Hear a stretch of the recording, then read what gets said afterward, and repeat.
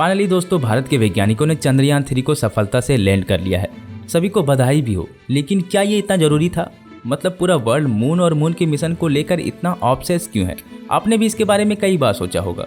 Obvious सी बात है, क्योंकि चांद का साइज पृथ्वी के साइज से 1/4 है। लोग वहाँ पर सांस भी नहीं ले सकते, आधे चांद पर तो रोशनी भी नहीं पहुँचती, फिर भी चांद को लेकर वर्ल्ड इतना ऑब्सेस क्यों है? दोस्तों इस डेटा को देखिए, सिर्फ 65 सालों में हम लोगों ने करीब 146 मून मिशन किए हैं, जिसमें 59 अमेरिका ने, सोवियत ने 58, चाइना ने 8 और भारत ने केवल 4। लेकिन दोस्तों ये सारे मून मिशन एक जैसे नहीं होते। इसके करीब 7 कैटेगरी होते हैं। इसमें सबसे पहले आते हैं वो मून मिशन जिसमें चांद के पास से सिर्फ गुजरना रहता है, फिर उसके बाद मून के ऑर्बिट में सैटेलाइट को भेजना, फिर उसके सरफेस में इम्पैक्ट लैंडिंग कराना, फिर सॉफ्ट लैंडिंग करके चीजों को एनालाइज करना, या फिर वहां पर रोवर भेजना जो मून की सरफेस पर चल सके, या फिर वहां के सैंपल को कलेक्ट करके वापस आना, और ह्यूमन को भेजना। अब इन सब मिशन में अगर सबसे कॉम्प्लेक्स चीज है वो है ह्यूमन को भेजना, और अमेरिका ही एक ऐसा देश है जो इन 7 मिशन को कंप्लीट करा है। वहीं रसिया और चाइना इन 6 तरीके के मिशन को कंप्लीट किया है। वहीं भारत ने सिर्फ 4 तरीके के मून मिशन को कंप्लीट करा है। अब अगर देखें तो मून मिशन को लेकर दुनिया में अगर सबसे ऑब्सेस देश कोई है तो वो है चाइना। चाइना ने अपना मून मिशन 2007 में स्टार्ट किया था, और अभी तक 16 सालों में दुनिया भर में करीब 16 मून मिशन हुए हैं, और उनमें 8 सिर्फ चाइना के हैं। भारत ने भी चाइना के 1 साल बाद ही मून मिशन स्टार्ट किया था, और अभी तक इसरो 4 मून मिशन कंप्लीट कर चुका है। अब दोस्तों इतना पैसा लगाकर कोई देश मून मिशन को सिर्फ फन के लिए तो करेगा नहीं, तो इसके पीछे रीजन क्या है? क्योंकि इसमें पैसा लगने वाला कोई छोटा मोटा रकम तो है नहीं। अब चंद्रयान को ही देख लीजिए, इसको बनाने में करीब 615 करोड़ की लागत आई है, जिसमें 250 करोड़ रुपए तो सिर्फ लैंडर, रोवर और प्रपल्सन को बनाने में खर्च आए हैं। वहीं 365 करोड़ इसको लॉन्च करने में। अब यही अमाउंट और भी बढ़ जाती है जब नासा की बात हो। नासा फिर से 2025 तक दोबारा इंसान को चांद पर भेजना चाहती है, और इस बार इसकी कॉस्ट होगी 93 बिलियन US$, जो इंडियन रुपीज में 77,000 करोड़ रुपए होगी। अब इतने खर्च होने के बाद भी 40% ऐसे मून मिशन हैं जो फेल हो जाते हैं। अब सवाल ये है कि वर्ल्ड की सारी कंट्री मून को लेकर इतना ऑब्सेस क्यों है? अब स्टार्टिंग से देखें तो करीब 30 सालों तक ये मून मिशन वर्ल्ड के 2 सुपर पावर अमेरिका और USSR के बीच में थी, मगर चाइना के आने के बाद ये चीजें काफी बदल गई है। अब चाइना के बारे में हम आगे डिस्कस करेंगे, तो स्टार्टिंग से जानने के लिए हमें चलना होगा 1945 में। 1945 में वर्ल्ड वॉर 2 खत्म होने के बाद दुनिया में सिर्फ 2 ही सुपर पावर थे, अमेरिका और सोवियत संघ। अब इन दोनों के बीच चली 40 साल लंबी कोल्ड वॉर, जिसमें हमें देखने को मिलती है मिसाइल रेस से लेकर न्यूक्लियर, स्पेस और मिशन मून। अब दोनों ही देश नेक टू नेक इन चीजों में कम्पीट कर रहे थे। अगर दुनिया भर के मून मिशन को ईयर वाइज देखे तो 1950 से 1970 तक करीब 100 मून मिशन भेजे गए, जब कोल्ड वॉर अपने पूरे पीक पर थी।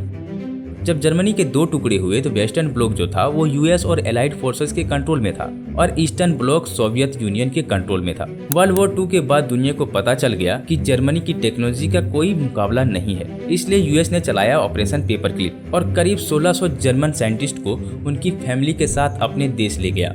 और इन्हीं साइंटिस्ट में एक थे वॉरेन वॉन बॉर्न, जिसने नाजी जर्मनी के लिए B-2 रॉकेट बनाया था।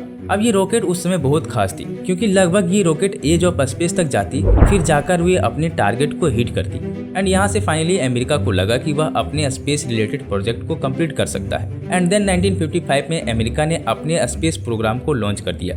वहीं सोवियत संघ ने भी अपने स्पेस प्रोग्राम पर काम करना शुरू कर दिया। अब दोनों के बीच स्पेस रेस में नंबर 1 होने की जंग छिड़ गई, क्योंकि नंबर 2 को कौन याद रखता है। अब हम ऐसा इसलिए कर रहे हैं क्योंकि आपने स्कूल में ये पढ़ा होगा कि दुनिया का सबसे पहला सैटेलाइट स्पुतनिक है, लेकिन आपने एक्सप्लोरर 1 के बारे में नहीं पढ़ा होगा, जो स्पुतनिक से केवल 4 महीने लेट थी। 1958 से 1959 तक 14 मून मिशन भेजे गए, लेकिन सिर्फ 3 ही सक्सेसफुल हुए, और ये तीनों सिर्फ सोवियत यूनियन के थे। अब ये बात अमेरिका को हजम नहीं हो रही थी। एंड अगेन 2 साल बाद सोवियत यूनियन ने एक माइलस्टोन अचीव कर लिया। सोवियत संघ ने पहली बार किसी ह्यूमन को अंतरिक्ष में भेजा था, एंड यूरी गार्गिन वो पहली व्यक्ति बने जो अंतरिक्ष पर गए। अब लोग यूरी गार्गिन के बारे में तो जानते हैं, लेकिन एलन शेफर्ड के बारे में कोई नहीं जानता, जिसे अमेरिका ने सोवियत यूनियन के 3 हफ्ते बाद ही भेजा था। एंड इसके बाद सोवियत यूनियन और USA के बीच मानो मून मिशन को लेकर जंग छिड़ गई। अब सोवियत यूनियन के कारनामों को देखकर USA के प्रेसिडेंट ने बहुत बड़ा अनाउंसमेंट कर दिया जिसमें ये कहा गया कि हम चांद पर ह्यूमन को भेजेंगे और वो भी केवल 8 सालों में। इसी के साथ नासा के बजट में 89% की वृद्धि कर दी गई और अगले साल फिर से ये बजट को डबल कर दिया गया। एंड फाइनली 16 जुलाई 1969 को अपोलो मिशन के साथ पहली बार ह्यूमन को चांद पर भेजा गया और 20 जुलाई 1969 को ये लैंड भी हो गया। फाइनली यूएसए सोवियत यूनियन को बीट कर चुका था। इसके बाद भी नासा ने अपोलो मिशन को कंटिन्यू रखा और अपोलो 11 से अपोलो 17 तक करीब 7 ट्रिप लगाए, जिसमें सिर्फ 6 सक्सेसफुल रहे। इसके बाद 1972 तक आते आते अमेरिका ने ये रियलाइज किया कि मून मिशन काफी एक्सपेंसिव हो रहा है और ह्यूमन को वहां पर भेजकर कोई प्रॉफिट भी नहीं हो रहा। सो अमेरिका ने इस बजट को डिक्रीज करना स्टार्ट कर दिया।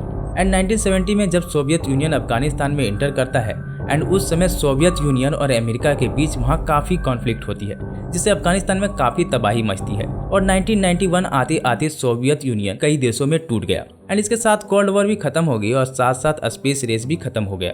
लेकिन इसके 16 साल बाद 2007 में चाइना ने अपना पहला ऑर्बिटर और इम्पैक्टर चेंगी 1 को लॉन्च किया। फिर 2013 में अपना रोवर भी चांद पर भेजा, जो अभी तक सिर्फ सोवियत यूनियन कर पाया था। 2019 में उन्होंने फार साइड यानी मून के साउथ की तरफ लैंड करा। चाइना अब मून से रिलेटेड कई मिशन करने वाला है एंड इनफैक्ट 2025 तक मून पर अपना रिसर्च सेंटर भी बनाने वाला है, जिसके लिए चाइना ने रशिया के साथ कई कॉन्ट्रैक्ट भी किए हैं और 2030 तक एस्ट्रोनॉट को भी भेजने की तैयारी है। एंड इसी चीज को कम्पीट करने के लिए नासा ने $92 बिलियन खर्च करके 2025 तक मिशन मून को करने की टारगेट रखा है।